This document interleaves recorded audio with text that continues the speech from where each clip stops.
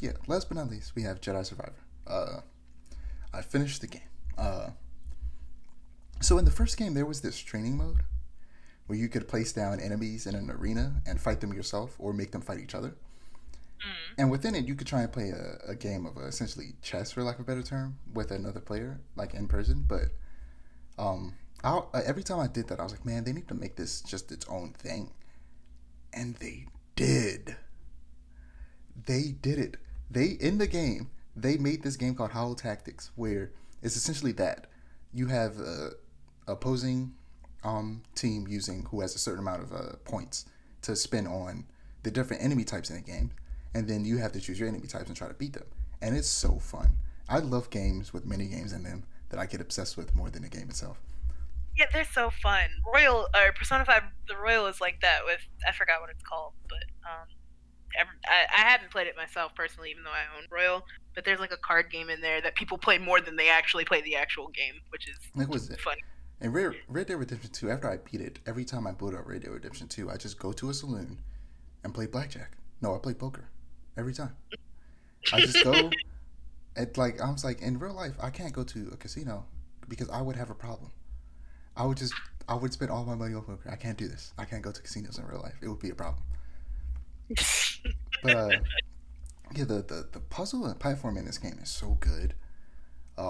It's just so fun to just jump around and flip and dash and zip line. It's a good time. And there's this thing I found out on Twitter, like way after the fact, where you get a lightsaber stance that's like cross guard, and, and there's a lot of customization. You can customize your lightsaber, and I found out on Twitter that you can change the angle of the cross guard. Cross guard, like Oh, usually it's just straight, but you can actually angle it up or angle it down in the customization, which is cool.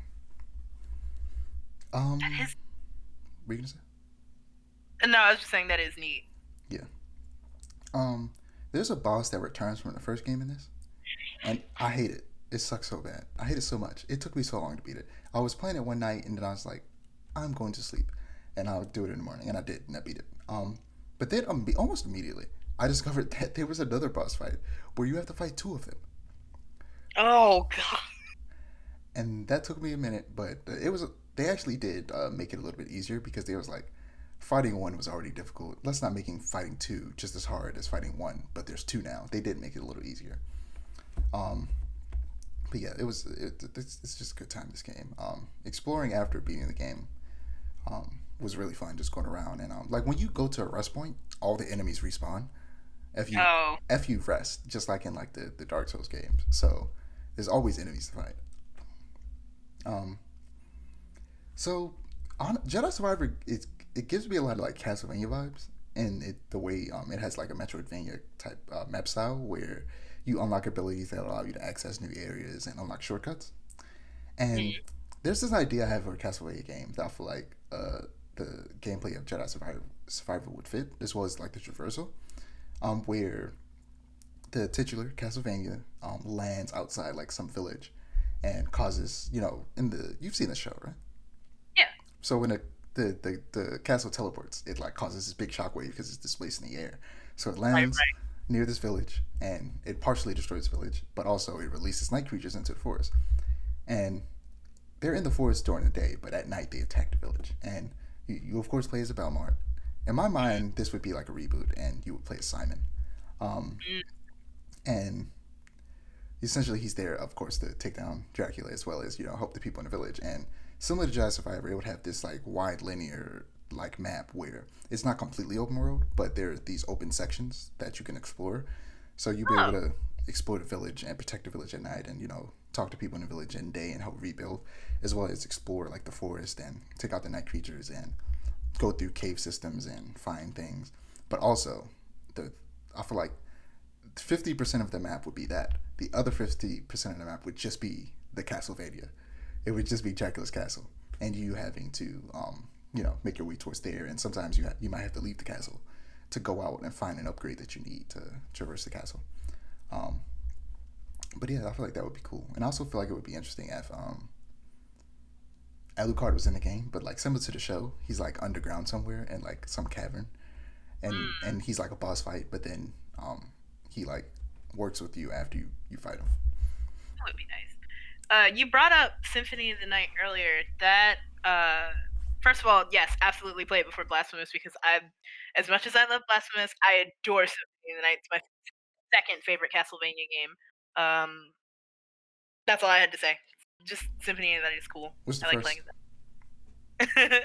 The first, it's between Rondo of Blood and the one that's on the GBA. That might actually be Blood. Hold on. Yep. Is the one on Game Boy Advance? Is it was it Castlevania 2 or is it? Mario Sorrow. That Oh, okay. one. Aria I like Sora. Aria. I played Aria Sora. I played that a long time ago on some Game Boy emulator. Yeah, same. I just enjoyed it a lot. But yeah, do you care about spoilers? Because I want to talk about this one specific thing. No, you're good. So, there's a point in the game where, well, first off, this is one character in the game that I hate. I hate him so much. Spoiler alert. I'm not gonna spoil. I'm not gonna necessarily say what happens, but I absolutely despise this man. Right. he's a traitor to the cause, and I was so mad. So there's a part in the game where you chase him down, you fight him, and essentially they make it seem like Cal is dead. And they tell you to hit it essentially goes to the game over screen and tell you to hit the button to respawn. Oh wow. And then you start playing as his mentor, who is Sarah June, played by Deborah Wilson, who if you watch Matt TV, you probably know her. She's Black Lady on that, but and she's in a lot of video games. She does a lot of voice acting. And yeah, and you play as her, and it's so cool.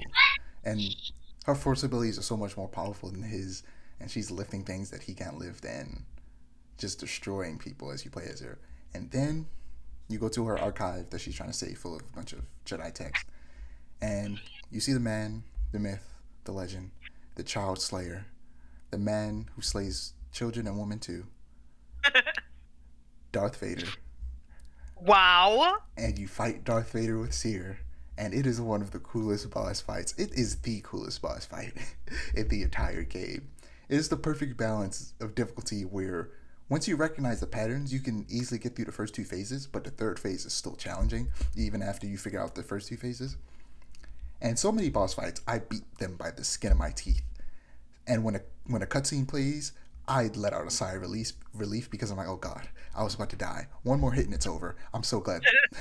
But yeah, that and at the end he starts like he's swinging with one hand at first and kind of just being like a daisical. But then at the end he's like, okay, shit's getting real. I got to start fighting for real. She's putting hands on me. So he starts using the lightsaber with both hands, and his movements are like just like traditional like kenjutsu Japanese sword fighting, and I'm just like, oh, it's so good. It's so good. Oh, that boss fight was great, and then he murders her, but you beat the boss fight, but he still kills her. It's sad, but it was just one of my that might go down as one of my favorite boss fights of all time. It was so good. It was so hype. But when you enter a boss fight, and like you die and come back, it like doesn't play the first cutscene again. It plays the cutscenes in between phases. You can skip them, but it doesn't play that first cutscene again. The person is just sitting there waiting for you. So when I walk back into the room, he's always just standing there, menacingly. That's my favorite thing that video games do. Like, not a lot do them. A good chunk will like just play the cutscene again, but I love when they skip that initial one and then it's just like, oh, you're back for more, huh? Yeah, you just walk in there, standing there, and then his life bar shows up. I'm like, oh god, why do I hear boss music? No, for real. That fake out game over though, that is good. Yeah, they did the same thing in God of War. I had it spoiled for me though. For God of War, at the beginning of God of War, when you're fighting Thor, like he kills you, and then they tell you to respawn, and you come back, and he does his Spartan Rage, and I had that spoiled for me, and I wish it didn't, because it was a really cool moment where they make you think that Kratos is dead. You're not playing as Kratos anymore. You're gonna play as his son, but no, Kratos, he didn't die. But it was a good moment still. But Kratos' death were greatly exaggerated. Yeah, I mean, he's died like several times, and he just crawls out of hell. Yeah. But yeah, Jedi Survivor is so good. It's easily, I think, the best Star Wars game ever made. until they make a third Force Unleashed game. Then that'll be the greatest Star Wars game ever. Lego Star Wars. No, I'm kidding. Lego Star Wars Skyward Saga was a really good game. I got that game for my brother, I think, for Christmas last year, or maybe his birthday last year, and that game's fun.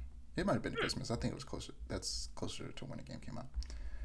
Yeah. And yeah, that game's fun. It is legitimately fun. They actually changed the combat to be more like a hack and slash. So it's essentially a Star Wars hack and slash, which that's also what Force Unleashed is. And if they make a new Force Unleashed, I really want them to lean into the hack and slash nature. Force Unleashed is basically just a fan fiction. It's just pure fan fiction. You're playing as this super powerful Force user who does ridiculous things like pulls Star Destroyers out of the sky with the Force. It's wild. Sounds wild. But yes, that's all I got.